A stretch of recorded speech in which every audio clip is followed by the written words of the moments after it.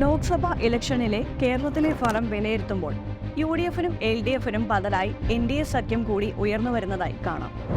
11 മുതൽ 15% വരെ വോട്ട് ഷെയറിൽ നിന്നിരുന്ന അവരുടെ വോട്ട് 20% എത്തിയതും ചെറുതായി കാണാൻ സാധിക്കില്ല.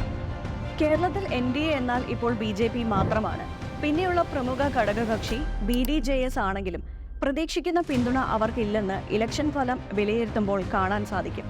എന്നാൽ കോട്ടയത്ത് മത്സരിച്ച BDJS അധ്യക്ഷൻ തുഷാർ വെള്ളാപ്പള്ളിക്ക് പ്രതീക്ഷിച്ച വോട്ട് കിട്ടിയില്ലെങ്കിലും BDJS ആസ്ഥാനമായ തൊട്ടടുത്ത ജില്ല ആലപ്പുഴയിൽ അവിടെ മത്സരിച്ച NDA സ്ഥാനാർത്ഥിക്ക് മികച്ച മത്സരം കാഴ്ചവെക്കാനായത് അവർക്ക് ആശ്വാസമേകുന്നു.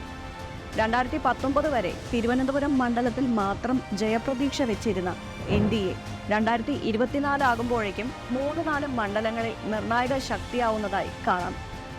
ആറ്റിങ്ങലിൽ അവരുടെ പ്രകടനവും ശ്രദ്ധേയമായിരുന്നു. ജയിച്ച